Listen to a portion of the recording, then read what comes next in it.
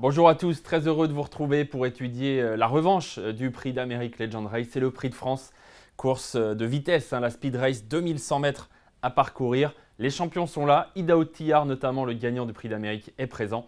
Allez, tout de suite c'est parti, on étudie cette course, on fait le papier.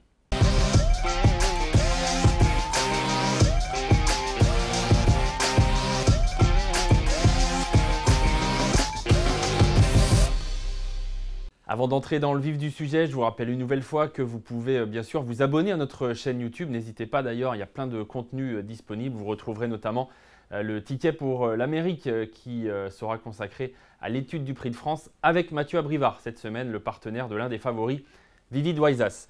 Nous, on fait le papier de cette course, hyper intéressante évidemment puisque c'est la revanche du Prix d'Amérique. Elle porte bien son nom, quasiment tous les partants du Prix d'Amérique sont au départ.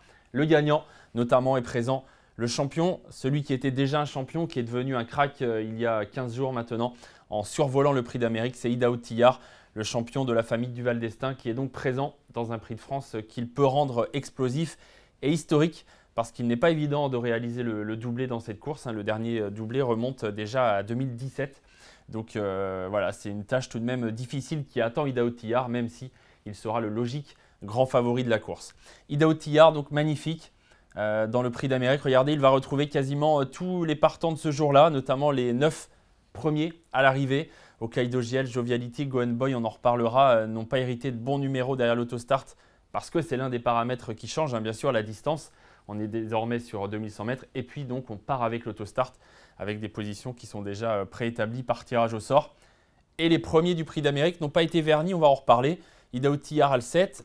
Hokkaido GL part en deuxième ligne avec le 17, Joviality a le 9 et Go Boy le 18. On ne peut pas dire que ce soit des numéros favorables. Là, on a l'impression que c'est le 2, mais c'est bien le 7 pour le champion Idaho Tillard. Donc, des numéros qui vont rendre la course un peu particulière, certainement. On va beaucoup se baser sur l'arrivée du Prix d'Amérique pour étudier ce Prix de France, puisque quasiment tous les chevaux sont au départ dimanche.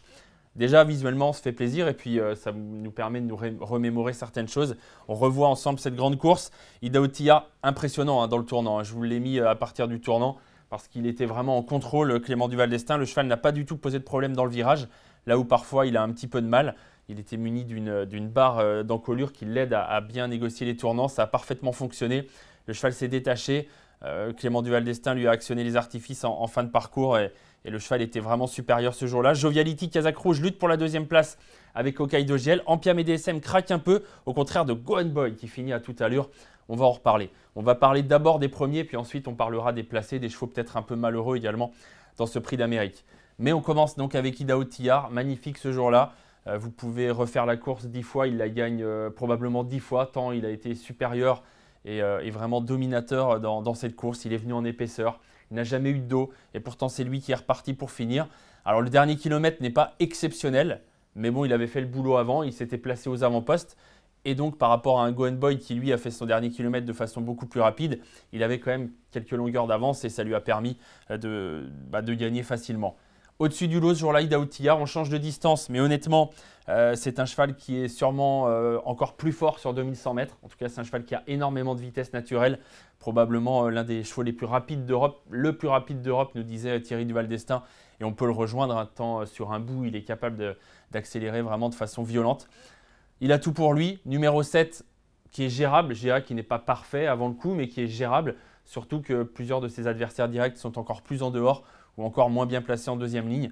Donc avant le coup, difficile de le voir battu. Maintenant, un Prix d'Amérique, c'est un Prix d'Amérique. Même s'il a gagné, il a fait un effort, évidemment, qu'il faudra vraiment encaisser.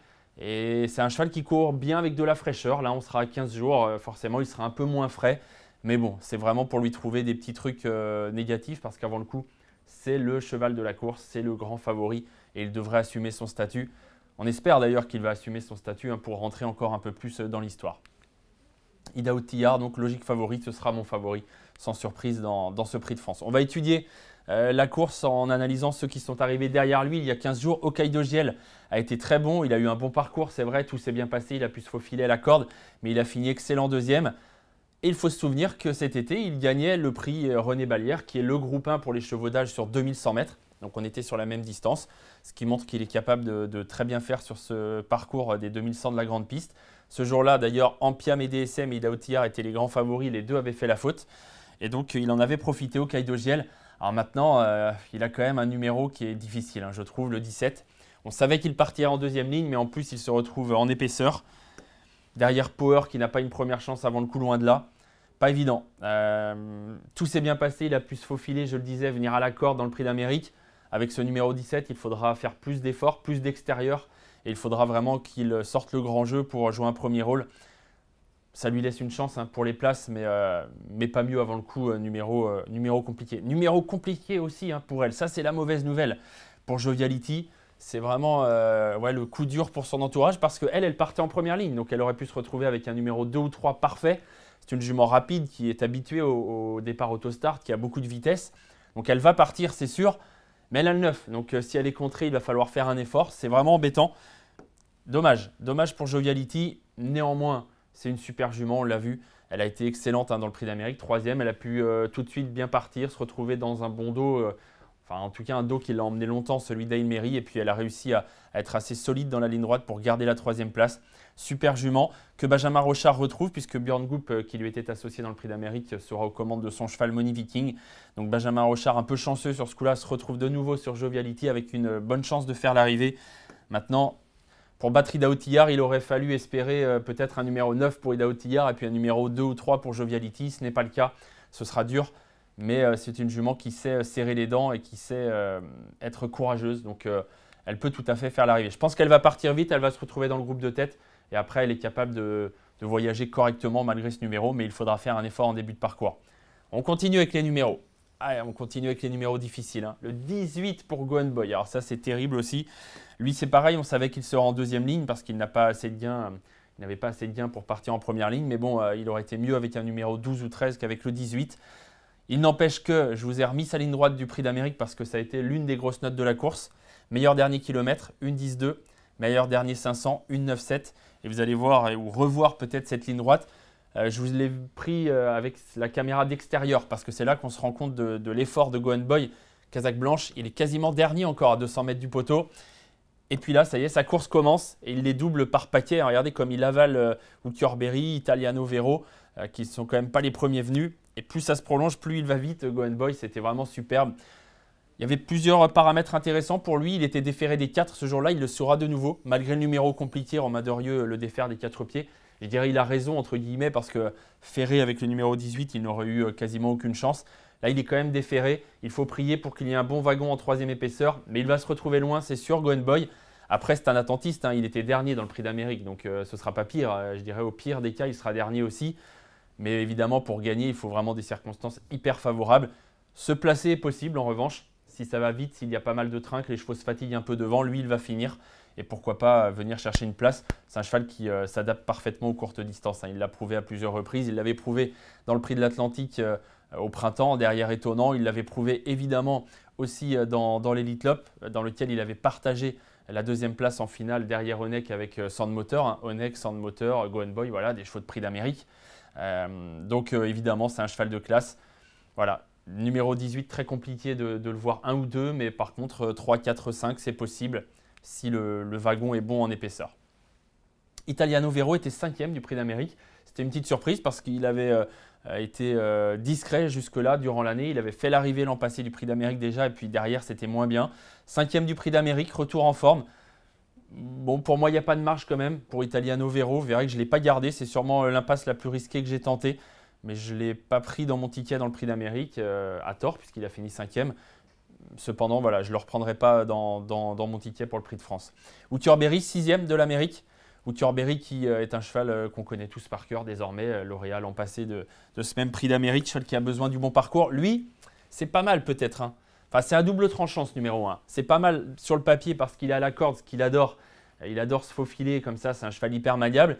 Et en même temps, ça va dépendre de qui va se placer devant lui. Si c'est une bonne chance, c'est magnifique. Si c'est une mauvaise chance, et il y en a quelques-uns en première ligne, il y a des impasses comme on dit en première ligne. Je pense à des chevaux comme Power, comme Aetos Chronos. Donc il faudra les éviter. Et si ces chevaux-là partent vite et viennent se caler devant Ucchiorberi, ce ne sera pas une bonne nouvelle. En revanche, si c'est Vivid Waisas et Ida Ottillard, c'est magnifique. Il aura juste à les suivre et essayer de les suivre justement le plus longtemps possible. Les doubler, ce sera dur, mais les suivre, c'est possible. Il fait partie des chances correctes hein, pour faire l'arrivée au Curberry. Il peut tout à fait faire l'arrivée de ce qui est donc un quintet dimanche, le Prix de France. Ampia DSM, 7e seulement du Prix d'Amérique. On en attendait mieux, honnêtement. Surtout que le parcours a été parfait. Franck Nivard n'a rien à se reprocher. Mais la jument n'a pas été capable de mettre le rush à l'entrée de la ligne droite. Alors, est-ce qu'elle est un petit peu moins bien? Est-ce qu'elle est partie un peu trop dans la bagarre? C'est ce qu'avait l'air de dire Franck Nivard. C'était son seul regret. Et comme elle n'a pas de marge, peut-être que c'était un peu difficile pour finir. Bon, pas évident de savoir. Néanmoins, sur le papier, Ampia DSM, c'est la tenante du titre. Elle a gagné cette course l'an passé. Elle battait Vivid Oisas, qu'elle va retrouver. Elle avait le numéro 5, elle a le 6 cette année. Et Vivid, il a le même numéro, le 4. Donc on est dans des conditions quand même similaires. Elle trottait une 10-2, on connaît ses qualités, elle est maniable. C'est difficile de faire ça, honnêtement. Alors peut-être que certains d'entre vous ont été très déçus. Moi aussi, j'ai été déçu par son Prix d'Amérique et vont l'oublier dans le Prix de France. Moi, je vais la garder quand même parce que je ne peux pas la condamner sur cette 7e place dans l'Amérique. Même si, du coup, je suis quand même moins chaud et je ne la vois pas gagner, par exemple. Alors qu'une jument comme Ampia DSM en pleine forme, on peut se dire, tiens, c'est l'opposante peut-être principale à Aïda Outillard. Mais vu qu'elle vient de terminer un peu difficilement dans le Prix d'Amérique, ça la pousse peut-être un peu plus loin dans les pronos. Moi, je l'ai gardée quand même parce qu'elle est hyper fiable et ça, c'est agréable. Émeraude de Baie, très bien dans le Prix d'Amérique, 8e, en venant bien finir. C'était l'une des belles notes. Elle aime bien ce parcours. À noter que Romain Bouvier va driver pour la première fois ce Prix de France, ce groupe 1. Ce n'est pas un habitué des groupes 1, Robin Bouvier, mais il connaît bien cette jument, entraînée par la famille, par Benjamin Goetz. En pleine forme, course au moral dernièrement parce qu'elle s'est retrouvée loin, elle est venue finir à la corde. Donc elle va arriver avec de la fraîcheur. Après, numéro 15, jeune driver qui débute à ce niveau.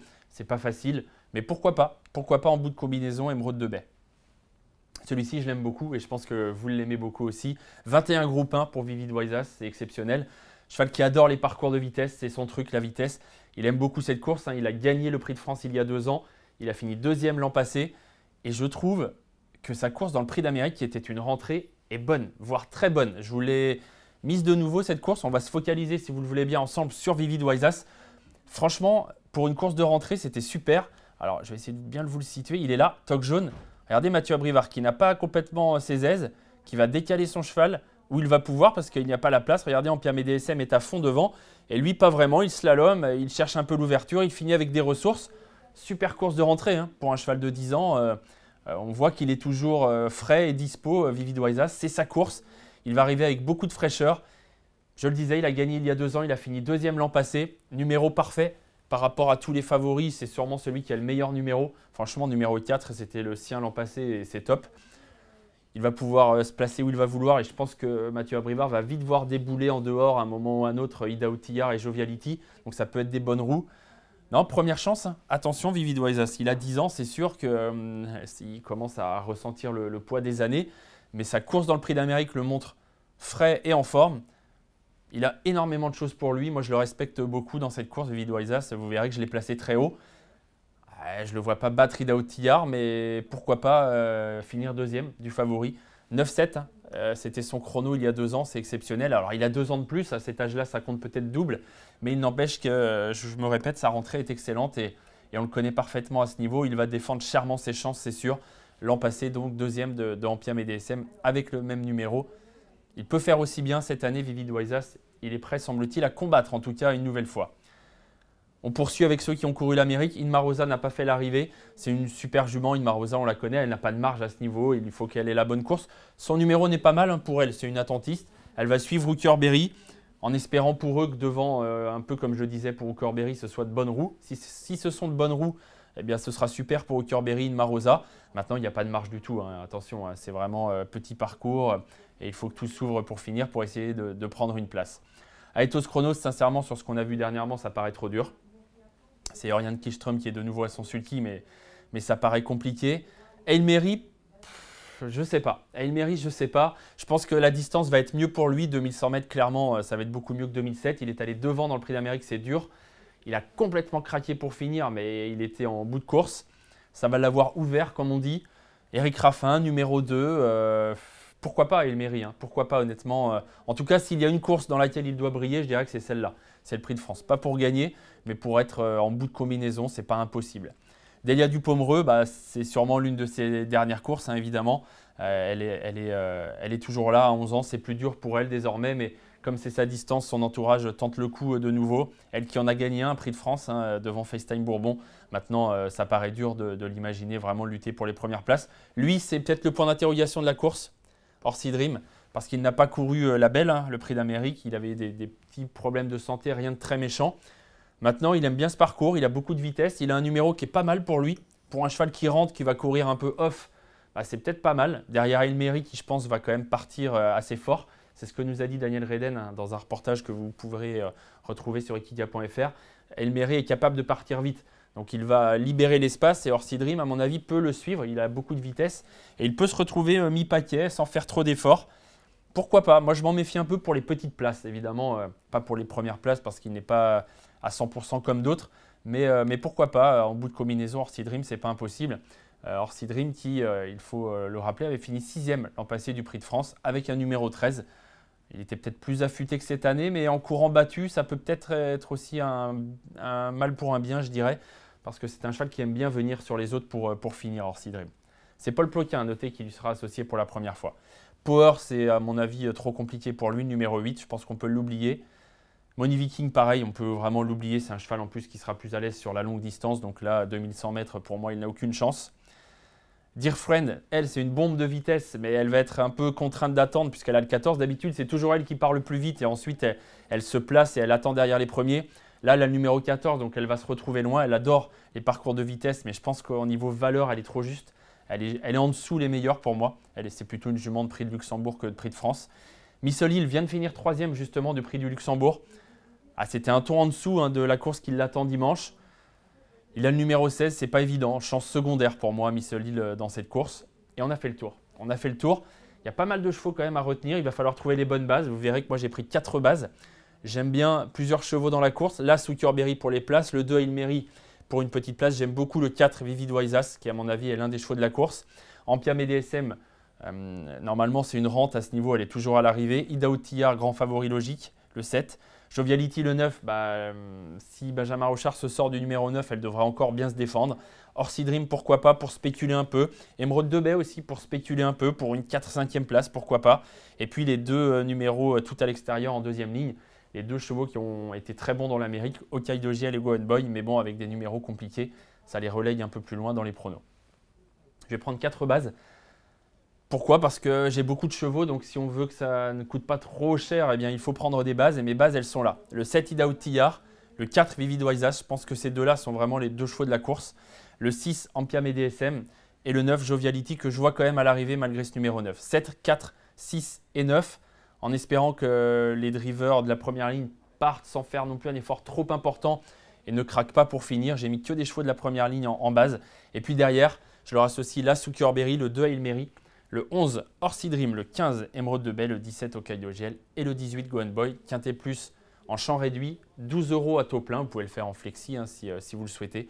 Et on va essayer de toucher avec ce magnifique quintet qui nous attend dimanche donc sur l'hippodrome de Vincennes. J'ai fait mon choix, à vous de faire votre étude, de faire le vôtre. N'hésitez pas à me dire en commentaire quel est votre choix justement pour ce dimanche, pour le quintet magnifique qui nous attend, le Prix de France. Départ hop, à 15h15 comme d'habitude, à suivre sur Equidia et sur l'application également d'Equidia. Bonjour à toutes et à tous et à très bientôt.